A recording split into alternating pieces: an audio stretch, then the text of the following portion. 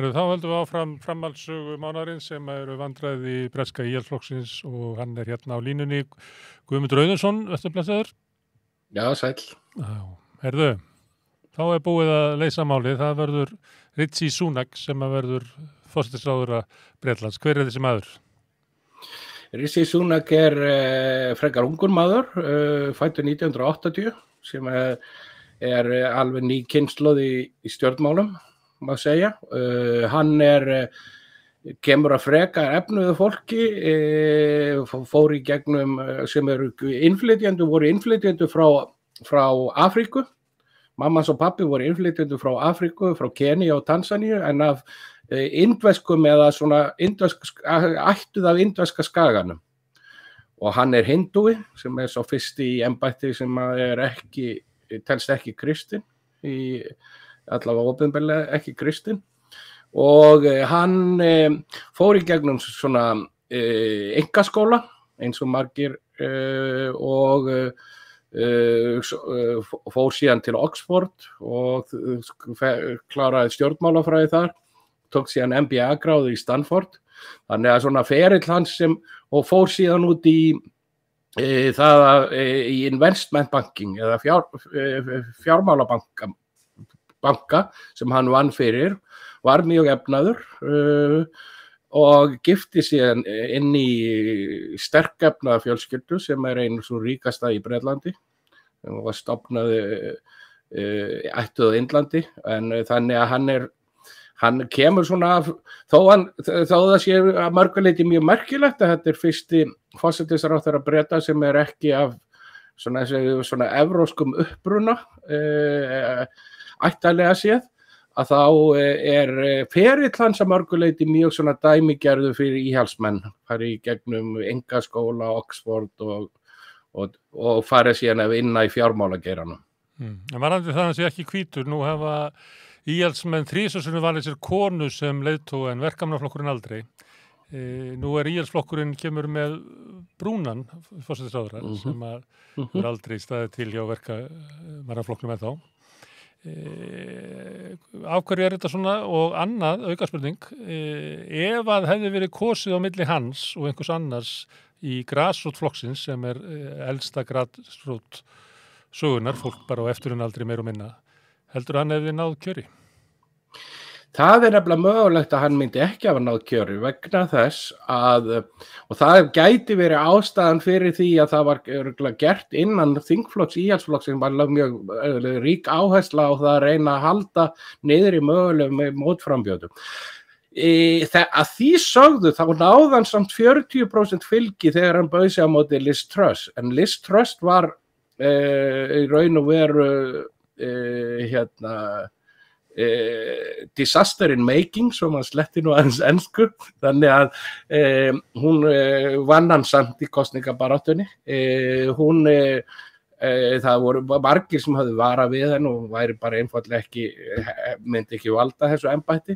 Það meðal annars sem að Rishi Sunak sagði í kosningabaráttunni að hún myndi ekki valda þessu embætti. Hvers vegna þetta svona sem sé val á frambjóðendum, bæði konum og af minnihlutahóp. Íhaldsflokkurinn gerir það frekar en verkamannaflokkurinn sem samt verkamannaflokkurinn nýtur meira stuðning meðal kvenna en karla og líka mikil stuðnings meðal minnihlutahópa.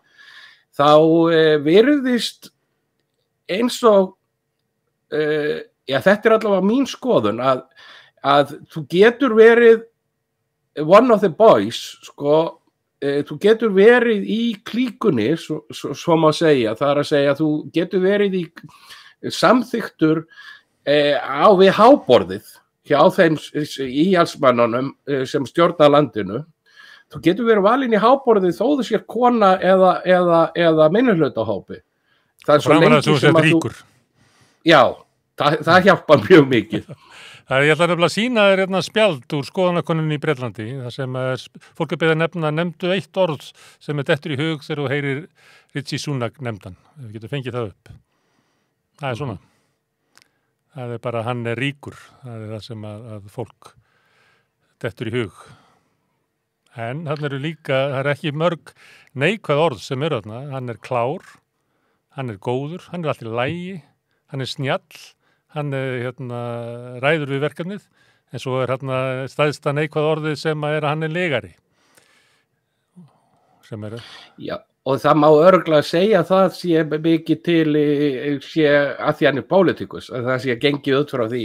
Ég held að við ekki sko hann auðvitað engin raðlegari eins og Boris Johnson og hann hefur alltaf verið vitað og það vissu það allir að þau voru að kaupa raðlegara þegar hann var gerður að formanni flokksins.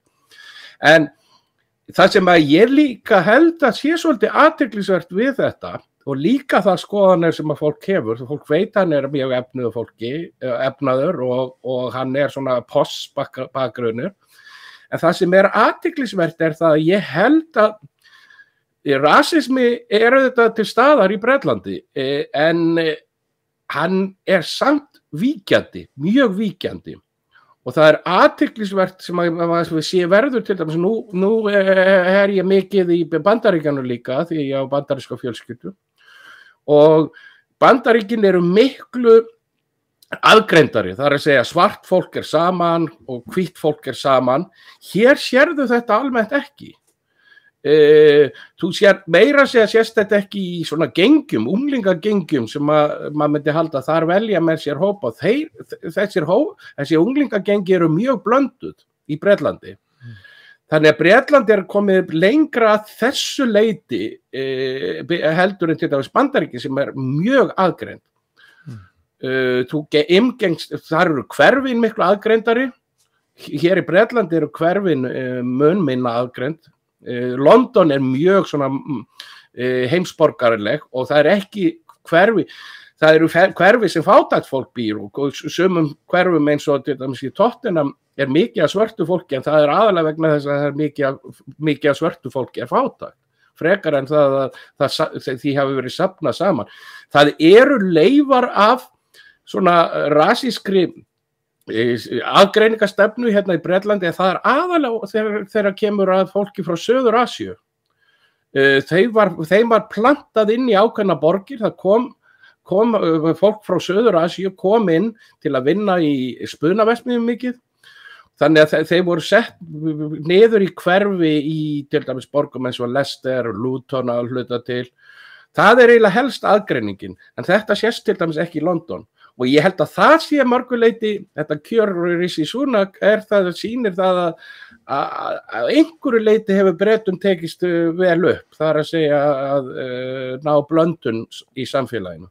Nú ætla ég að vitna í Boris Johnson, hann sagði, ég hefði alveg getað unnið þetta og líklega væri ég svo eini sem hefði getað saminað flokkin sem sundraður, þannig ég var eiginlega eina lausnin, en ég sá bara ekki fram á það að hægt að saminað flokkin, því að þingflokkurinn svo sundraður að það ekki að koma einu einasta máli þar í gegn.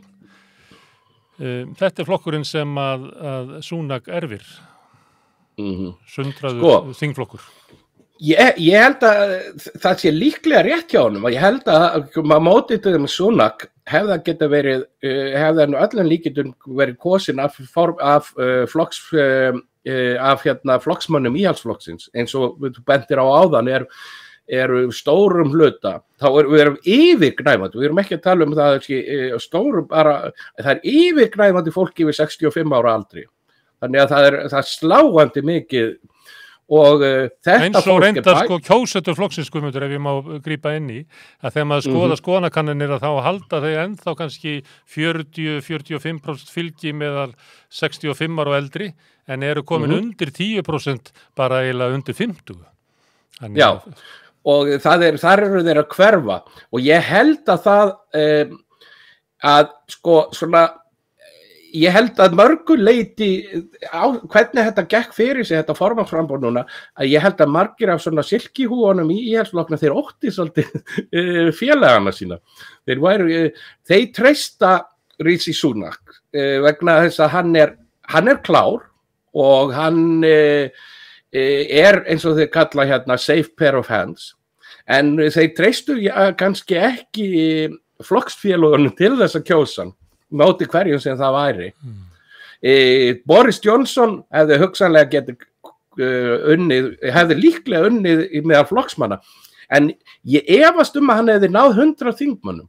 Til þess að komast í annan hring hefði þurft 100 þingmenn. Ég held að hann sé búin að fyrra þingflokkin svo mikið að það er bara búin að fá nóg af hann.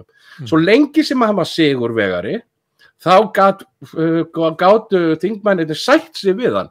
Ég held að þeir hafa aldrei tekið hann, þeir vissu alla gallana sem Boris Johnson hafði og þeir hafa alltaf verið vitaðir. En svo lengi sem hann var sigursæll, að þá var hann umborinn. En staðan er bara svo hrikaleg núna, ég held að enginn, ekki Boris Johnson hefði neina möguleika það að ná vinsældum fyrir flokkin, allavega eins og staðan er í dag.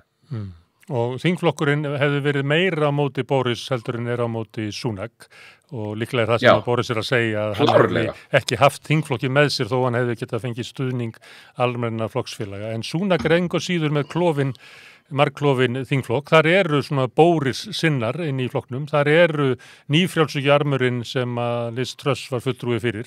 Þannig að hann er líka að glíma við svona hóp sem að vill kannski fara í allar áttir og eiginlega eina sem að getur saminað það eins og Boris gerði á tímabili er eitthvað sem að kemur utan sem að kemur með sigur inn í hópin, þannig að fólk sætti sig við að fylgja honum, en það á ekki við Sunak, ekki ennþá allavega. Þannig að það er erfitt fyrir hann að sækja umboðið til þess að leiða hópin. Nákvæmlega. Stefnumál Liz Truss voru mjög vinsæl meðal félaga íhaldsflokksins. Hún sagðist alltaf gera allt þetta sem hún gerði þegar hún kæmist til valda. Vandamáli er það sem að þeir hafa rákuð sig á það að þessi stefna nýfrjálshyggja, bara óbeisluð nýfrjálshyggja, gengur ekki upp. Og Sunak er svona aðhaldsamur í fjármálum, það er hans mantra.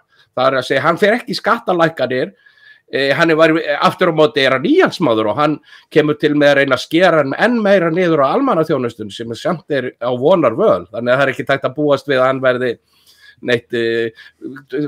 Boris Johnson aftur á móti er svona meiri populisti. Þannig að hann var meiri möguleikar til dæmis að veita til dæmis fjármagni til þess að reyna að lyfta upp fátækari hluta norðursins og svoleiðis og náði mjög góðum árangri á ákveðnum svæðum í Bretlandi sem að verkamannaflokkurinn hafði átt fram að því. Rishi Sunak mun skera niður öll svona prógram vegna þess að það verður að balansera bækurnar, bækurnar skipta miklu meira máli. Þannig að staðan er mjög flókin. Það er svona populíska armur sem að Boris Johnson safnaði fyrir sig sem er jafnvel svona getur verið meiri íhlutana sinnar heldur en klassískir íhaldsmenn. Klassískir íhaldsmenn þeir vilja lítið ríki en því sem að ríkið eyðir í það þarf að eiga fyrir því. Svo eru það nýfrjálshyggjumennirnir sem halda bara kakan komið til með að stækka og skattalækkanir séu númer 1, 2, 3, 4 og 5 og síðan reddist þetta allt. Þeir eru svona með töfrahagfræði sem að var ný og spennandi á 9. áratugnum en ef marg fletta ofan af henni tölfræði, hún gengur bara einfaldlega ekki upp. Síðan, en þessi hópur eru þetta sterkur og hugveitur, það er ennþá hugveitur sem eru að dæla út svona nýfrjálshyggju glórium í trekk.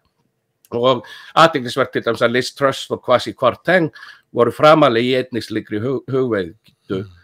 Svo ertu með alls konar svona héraðshöfðingja í flokknum, þú ert með mjög svona sterkan útlendingaandúð sem spilar á og það er, og rasisma, bara einfaldlega. Rasismin er ekki alveg dauður í Bretlandi og fátæktarandúð sem er mjög sterk hérna meðal íhaldsmanna. Og þannig að það ég jafnvel segja að það sé nýr rasismi og það er margir sem að lenda í því að vera bæði fátækir og svartir eða brúnir og þá sem kemur verður ákveðin mest fyrirlitningin kemur frá þeim. Þannig að þetta eru alls konar hrærigrautur innan flokksins. Svo eru áberandi innan flokksins eru til dæmis þessi svona vókista riddarar, það er að segja þeir eru að berjast að telja það að mesti skaði í heiminum í dag er vókismi og allt annað fellur í skuggan. Þetta eru svona menn eins og konur eins og Suella Braverman sem var til skamms tíma var innanríkisráðherra og þannig að þessi hrærigrautur er mjög erfitt að ná hann saman eitthvað. Það er mjög fátt sem heldur þeim saman. Þannig að það verður mjög erfitt starf fyrir höndum fyrir Rishi Sunak.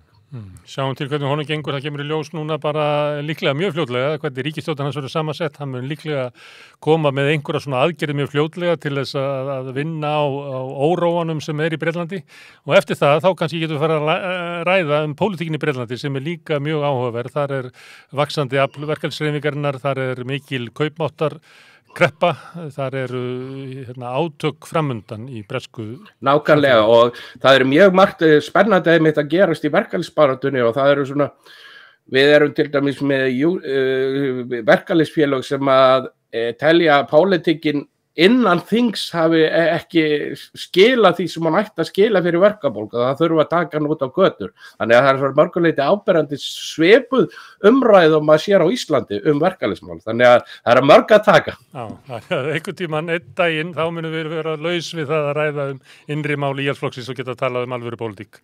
Sjáumst þá, Guðmundur. Takk fyrir í dag. Já, takk fyrir kærlega.